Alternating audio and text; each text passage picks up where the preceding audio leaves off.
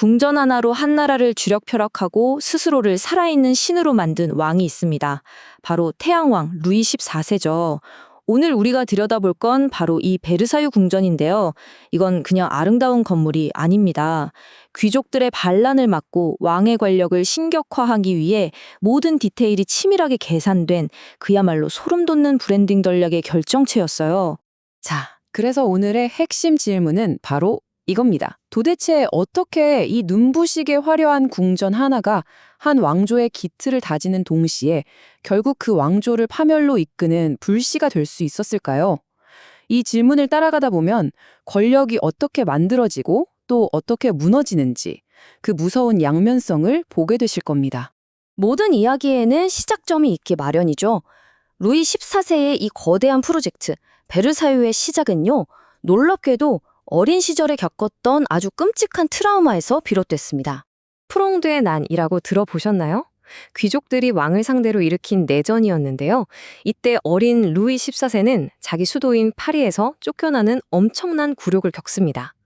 이 사건이 어린 왕의 마음에 평생 지워지지 않을 공포와 함께 귀족에 대한 깊은 불신을 새겨넣게 되죠. 그리고 바로 그 공포가 평생의 집착이 됩니다. 다시는 절대로 귀족들이 감히 나에게 대항하지 못하게 만들겠다. 루이 14세의 모든 통치 그리고 베르사유 건설의 가장 근본적인 동기는 바로 이 한 문장으로 설명이 끝납니다. 그래서 루이 14세가 내놓은 해답이 바로 베르사유 궁전이었습니다. 그런데 이건 그냥 왕이 사는 집이 아니었어요. 아주 전략적으로 설계된 세상에서 가장 아름다운 감옥, 바로 황금세장이었던 거죠.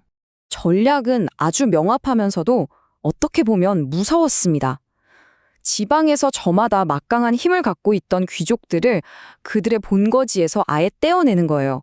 그리고 그들을 파리에서 멀리 떨어진 이 새로운 공간 베르사유로 불러들여서 오직 왕이 만든 규칙 안에서만 살도록 만드는 거였죠.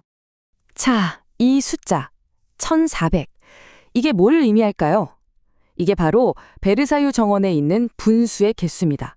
1400개요. 상상이나 되시나요?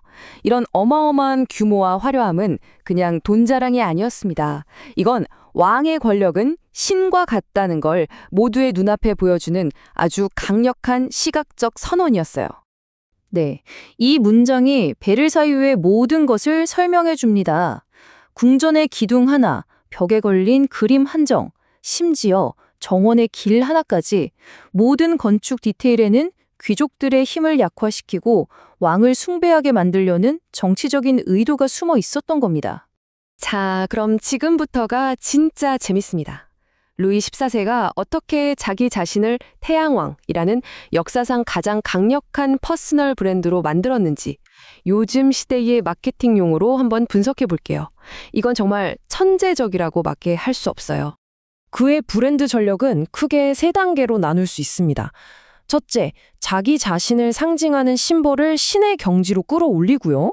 둘째, 나라의 모든 문화를 독점해서 자신을 찬양하게 만들고, 셋째, 귀족들의 하루 24시간을 완벽하게 통제하는 것이었죠. 첫 번째, 상징의 신격화.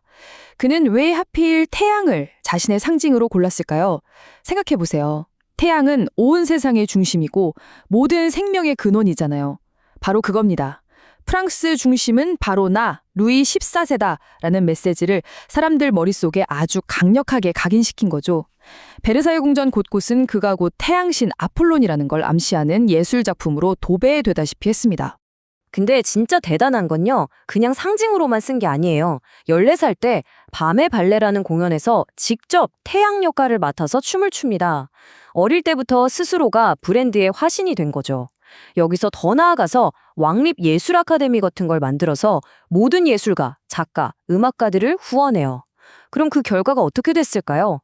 프랑스에서 나오는 모든 문화 콘텐츠가 오직 왕을 찬양하는 선전 도구가 되어버린 겁니다.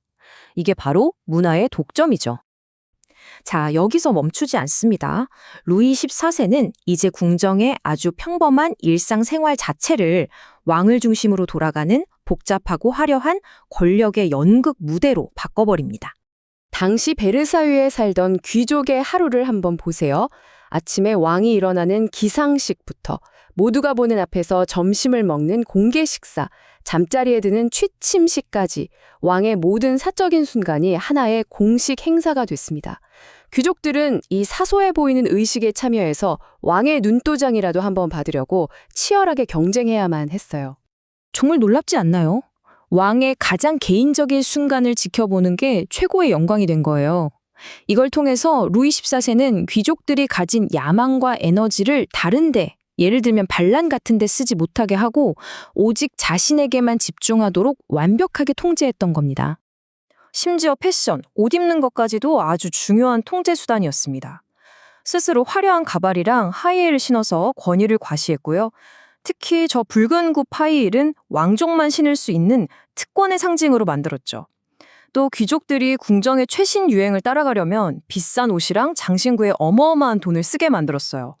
결국 귀족들은 사치 경쟁을 하다가 재산이 바닥나고 연금이나 자리를 받기 위해 왕에게 더더욱 의존하게 되는 거죠. 정말 교묘하죠? 루이 14세가 살아있는 동안 이 전략은 정말 완벽하게 성공했습니다. 하지만 이 눈부신 성공 뒤에는 아주 끔찍한 대가가 기다리고 있었어요. 그가 뿌린 씨앗이 결국 프랑스 전체를 불태우는 혁명의 불꽃이 될 줄은 그때는 아무도 몰랐겠죠. 이 표를 보시면 모든 게 한눈에 들어옵니다. 단기적으로는 절대 권력을 세우고 귀족들을 꼼짝 못하게 만들었지만 장기적으로는 나라 재정을 파탄내고 국민들의 엄청난 분노를 샀습니다. 그리고 이 모든 게 쌓이고 쌓여서 결국 프랑스 혁명으로 폭발하게 된 거죠. 가장 큰 아이러니는 바로 이겁니다. 태양왕의 성공 공식이었던 이 화려한 생활 방식이 그의 손자 루이 16세 시대에는 완전히 실패의 상징이 되어버렸다는 거죠. 굶어 죽이는 국민들 눈에 베르사유의 사치는 왕실의 오만함과 무관심 그 자체로 보였던 겁니다. 결국 청구서가 날아들 시간이 된 거죠. 끝없는 전쟁과 궁전 유지비로 쌓인 막대한 빚, 현실 감각이라고는 전혀 없는 귀족들, 그리고 이 모든 걸 지켜보며 분노가 쌓일 대로 쌓인 민중들, 혁명을 위한 모든 조건이 완벽하게 갖춰진 셈이었습니다. 그리고 마침내 1789년 10월 6일, 굶주림에 지친 파리 시민들이 베르사유를 향해 행진합니다. 그들은 궁전의 문을 부수고 왕과 왕비를 파리로 끌고 나왔죠. 베르사유의 시대, 그리고 그 궁전이 상징하던 절대 권력의 시대가 막을 내리는 순간이었습니다. 루이 14세는 이미지를 통해 권력을 어떻게 만들고 유지하는지를 극적으로 보여줬습니다. 그의 성공과 실패는 시대를 넘어 오늘날 우리에게도 여전히 유효한 질문을 던집니다.